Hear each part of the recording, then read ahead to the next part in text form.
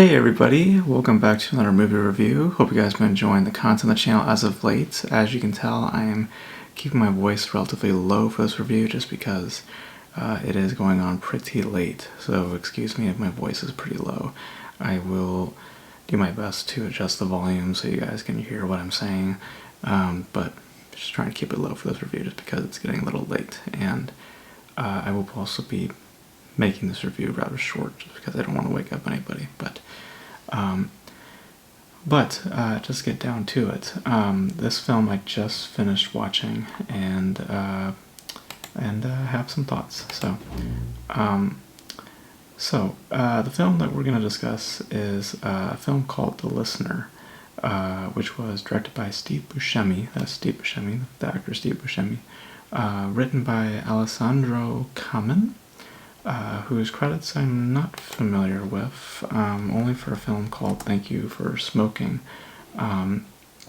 which I forget who directed that. Is it a Coen Brothers thing? I forget, but just pulling out my notes here just so I can get everything nicely situated. But this stars Tessa Thompson as Beth, and she is a crisis helpline volunteer. She sits at her home waiting for phone calls to come in for people who are wrestling with heavy emotions, that of which can be as broad as loneliness, or as more specific, that of which could be of suicide, or that of suicidal ideation, or conversations about anxiety, or just in what she says, sometimes people just are rather bored and just need someone to talk to, hence why the film is just called Listener, and showcases her, pretty much her routine, just sitting around and listening to these conversations play out, and eventually getting tacked onto one conversation, one of which, the conversation being with Rebecca Hall specifically as the voice, and that conversation starts to become much more meaningful and much more involving for her specifically, as is all the other conversations seem rather floaty, but this one specifically towards the end seems to have more meat and more merit than anything else. And that conversation that plays out is the last 30 minutes of the film, and what you get for a large majority of the time is conversations that aren't as informative and not as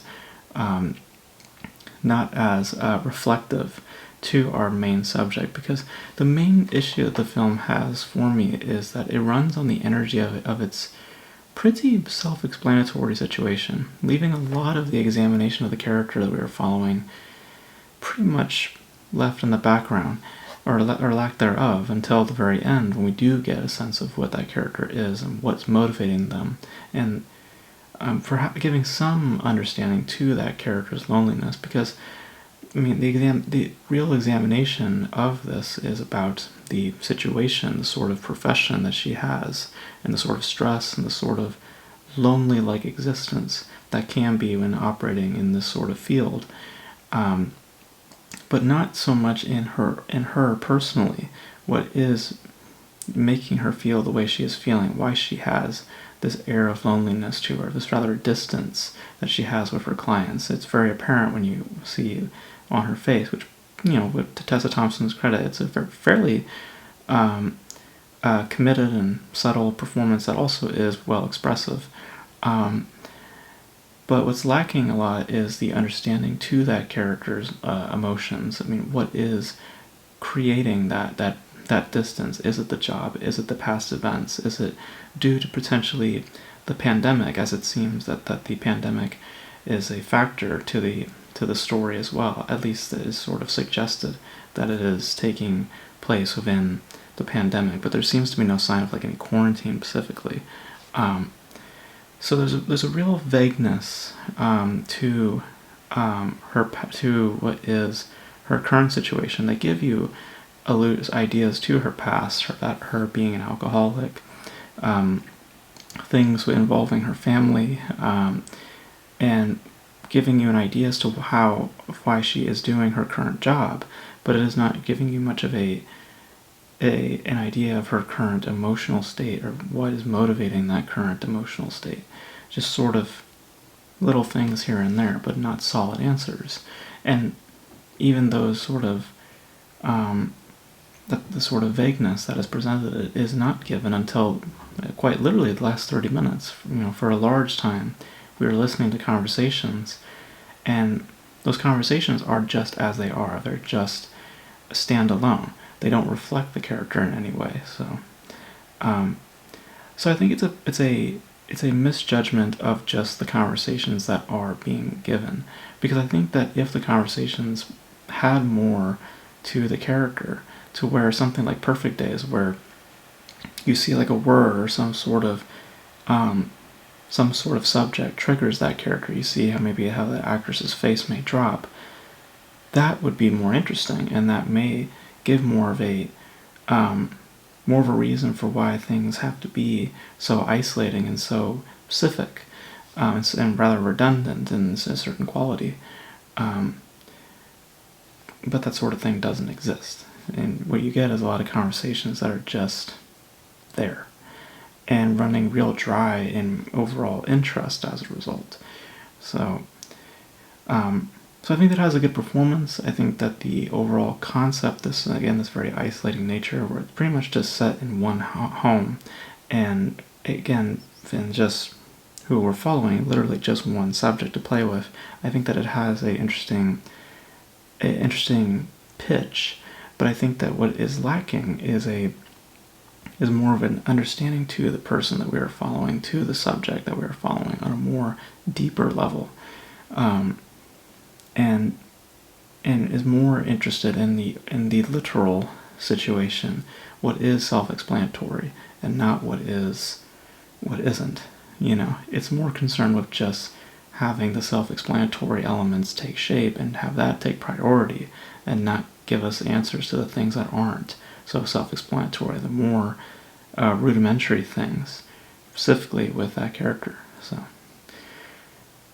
So like I said, good performance, and generally as it's set up, an interesting pitch, but it definitely fizzles out for quite a long time.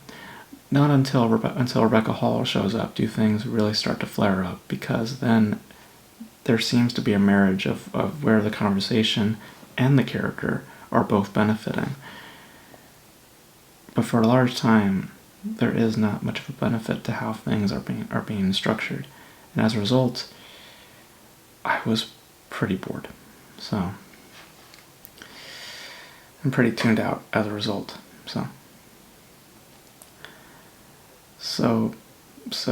And to kind of feed the title, I kind of stopped listening for a large portion because of just how lacking in the connection between the conversations and the character were for a large time. That is, for a large portion of this time. So those are my thoughts on The Listener. I thought it was pretty until those last 30 minutes. I wasn't really into it. Some conversations are interesting, but more or less standalone, but again, not reflective and not informative to that character. Not until that last conversation really comes into play, which makes you question why that conversation isn't the entire film, or why this isn't a short film, really, because it's best suited for those last 30 minutes. For the hour and a half as it is, it's a bit boring. And a bit just redundant. But you guys, what are your thoughts on The Listener? If you guys have seen it, your thoughts on, I don't know if Steve Buscemi has directed anything. Has he directed anything before? I guess he has. Let me know if you guys are familiar with his work, if he has done good work in the past. And yeah, so that's going to be it for this video, guys. Thank you guys for tuning in. And until then, I will catch you guys in the next video. Bye.